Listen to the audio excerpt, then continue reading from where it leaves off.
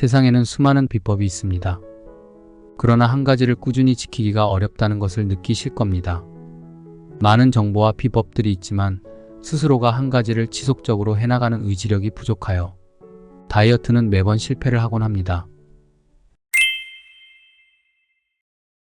비만은 실질적으로는 질병으로 인식해야 합니다. 비만으로 인해서 내장 지방이 확대되고 내장 지방이 많아지면 염증을 일으키는 물질이 분비되면서 호르몬 기능에도 문제가 생깁니다. 내장 지방에서 분비되는 안 좋은 물질들이 혈관을 통해서 고혈압, 당뇨병, 지방간, 관절염 등의 질병을 일으킵니다. 대사증후군은 급성 염증성 질환이 아니어서 심각한 통증이나 불편한 증상을 일으키지 않습니다. 장기간에 걸쳐서 발생하고 평균 수명을 10년 이상 단축시킵니다. 한 연구 조사에 따르면 복부비만이 있는 사람들은 치매 발병률이 10에서 20% 이상 더 높은 것으로 알려졌습니다. 비만은 현대인들에게 있어서는 가장 큰 질병의 원인이고 질병 그 자체입니다. 편리성이 증가하는 요즘 사회적인 환경과 편의성 때문에 젊은 나이층에서도 비만은 갈수록 늘어나고 있습니다. 식사량의 변동이 크거나 식사 시간이 일정하지 않으면 몸은 지방을 축적하려는 경향을 보입니다. 특히 열량이 높은 음식을 자주 섭취하게 되면 체지방률은 자연스럽게 증가하게 됩니다. 비만이 심각한 문제로 대두된 서양에서는 고도비만 수술이 시행되고 있습니다. 우리나라는 아직 상대적으로 비만에 대해 너그럽지만 초고도 비만 인구 비율이 급격히 증가하고 있다는 것이 현실입니다. 다이어트를 하는 이유는 겉으로 보이는 외모적인 부분도 중요하지만 방치된 복부비만을 해결하여 대사질환 개선을 통해 건강한 삶을 유지하는 데 있을 것입니다. 얼마큼의 체중 감량을 해야 할까라는 의문이 드실 텐데 너무 큰 목표를 처음부터 세우지 않아도 됩니다. 자신의 몸무게를 기준으로 10% 내외의 몸무게를 1차적으로 줄이신다고 생각하시면 됩니다. 그렇게 되면 각종 대사질환이 완화될 것이고 몸의 변화를 확연하게 느끼실 수 있습니다. 세상에는 수많은 다이어트 비법이 있습니다. 그러나 한 가지를 꾸준히 지키기가 어렵다는 것을 느끼실 겁니다. 많은 정보와 비법들이 있지만 스스로가 한 가지를 지속적으로 해나가는 의지력이 부족하여 다이어트는 매번 실패를 하곤 합니다. 특별히 스마트폰의 발달로 편리성이 증가하고 배달 문화가 발달하면서 야식 문화가 활성화되면서 식습관 자체가 완전히 뒤바뀌게 되었습니다. 이로 인해 매번 수면 부족에 시달리며 일상을 피곤함 속에 살게 되었고 건강은 극도로 나빠지게 되었습니다. 이런 불규칙적인 식습관을 바로 잡아서 건강을 회복할 수 있는 다이어트 방법이 바로 간헐적 단식입니다. 간헐적 단식은 식이요법의 일종으로 식사와 단식을 정기적으로 반복하여 일정 수준 이상의 공복 시간을 유지하도록 인위적으로 조정하는 방식입니다.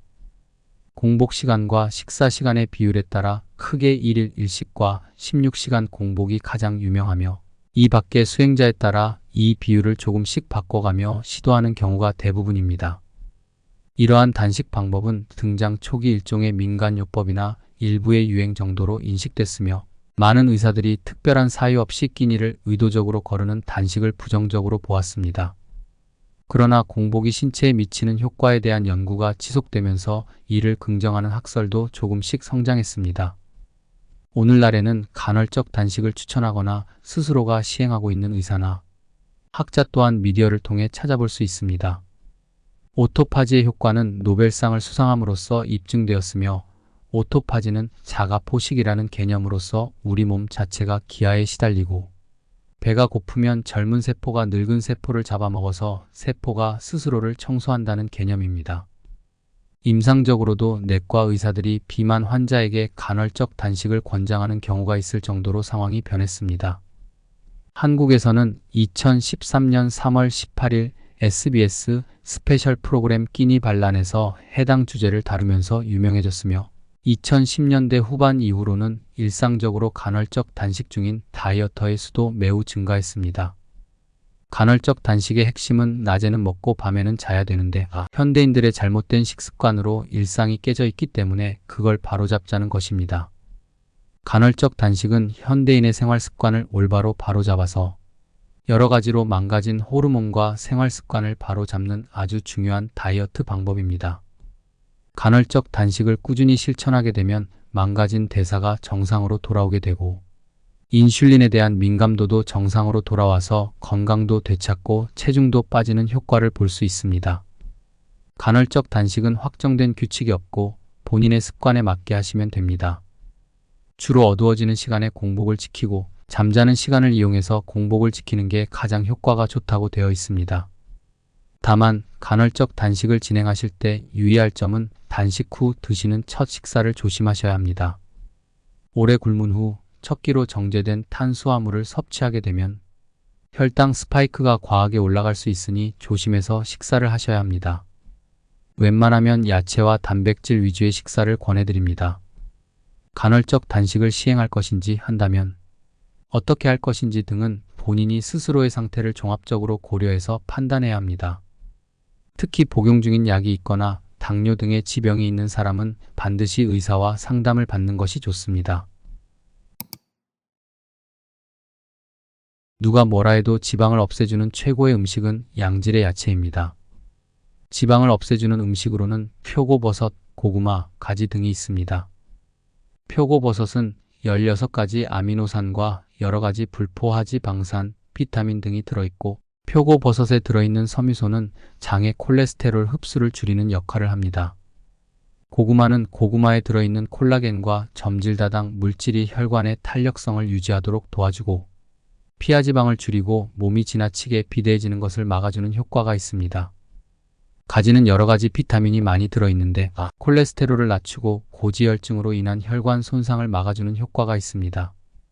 야채 이외의 최고의 음식은 단백질입니다. 단백질의 중요성은 계속 강조해도 지나치지 않습니다.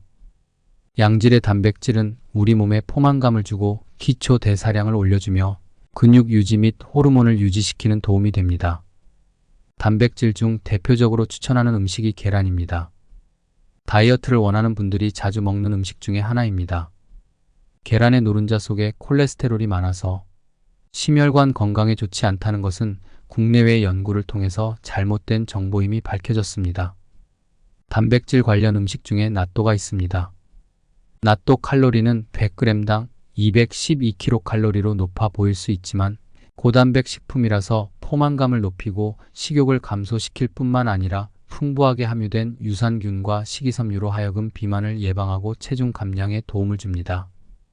영양연구 저널에 발표된 연구에 따르면 아침 식사로 낫또를 섭취하면 단백질이 적은 아침 식사를 한 것에 비해 배고픔이 줄어들고 포만감이 크게 증가하는 것으로 나타났습니다. 낫또에 함유된 나토키나제 성분은 동물 실험에서 항비만 효과가 있는 것으로 나타났는데 나토키나제는 지방을 분해하고 체내의 지방이 축적되는 것을 억제하는 데 도움을 줄 수 있습니다. 영양과학 및 비타민학 저널에 발표된 연구에서는 12주 동안 칼로리 제한 식단의 일부로 낫또를 섭취하게 한 결과 과체중 및 비만인 사람들의 체질량 지수, 허리둘레가 크게 감소한 것으로 나타났습니다. 건강한 체중 감량을 위해서는 규칙적인 운동과 함께 낫또를 균형 잡힌 건강한 식단의 일부로 포함하는 것이 중요합니다. 요즘 배달음식이 발달되어 먹고 싶을 때 언제든 먹을 수 있는 환경이 되었습니다. 유튜브에는 먹방 채널이 늘어났고 영상 매체의 유혹으로 음식이 땡기면 아무 때나 밤낮 없이 먹곤 합니다. 규칙적인 식사가 되지 못하니까 우리 몸의 인슐린은 정신 차리지 못하고 분비가 되게 되었지요. 인슐린은 특히 식후 급격한 혈당 상승을 억제하고 포도당이 세포에 흡수되거나 저장되도록 촉진합니다. 그러나 이 인슐린이 밤낮 없이 나와서 사용하고 남는 에너지를 지방으로 계속 축적하게 되고 췌장의 기능을 망가뜨리게 합니다. 아무 때나 계획 없이 음식을 먹으며 혈당은 지속적으로 높아지고 인슐린도 계속 분비가 됩니다. 그래서 불규칙적인 식습관은 시급하게 개선을 해야 합니다. 비만을 예방하기 위해서는 불규칙적인 식습관 개선 못지않게 중요한 것은 충분한 수면을 취하는 것입니다. 수면이 부족하면 체중이 증가할 위험이 높아진다는 사실은 여러 과학적 연구를 꾸준하게 하면서 입증되고 있습니다. 수면 시간이 줄어들면 몸의 호르몬 균형이 깨져 식욕을 조절하는 렙틴과 그렐린 호르몬의 분비가 비정상적으로 변하게 됩니다. 렙틴은 식욕을 억제하는 호르몬인데 수면 부족 시 그 수치가 낮아지고 반대로 식욕을 자극하는 그렐린 호르몬은 증가합니다. 이것은 결국 사람들에게 과식하게 되는 원인이 됩니다.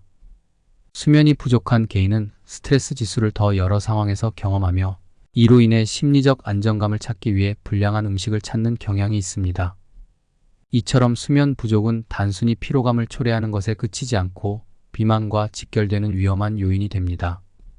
한 연구에서는 수면 시간과 체중 변화 간의 상관관계를 조사했으며 평균 수면 시간이 6시간 이하인 사람들은 5년 후 비만율이 30% 더 높다는 결과를 보였습니다.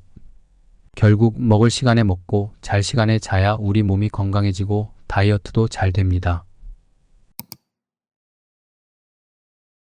배달 음식 문화와 볼거리의 증가로 인해서 식습관과 수면 습관이 망가진 사람들이 많아졌습니다. 이로 인해서 건강에 불편함을 호소하는 사람들은 크게 늘었습니다. 유튜브 등 미디어의 발달로 보고 싶을 때 보고 먹고 싶을 때 먹기 때문에 몸이 쉴 수 있는 시간이 많이 줄게 되었습니다.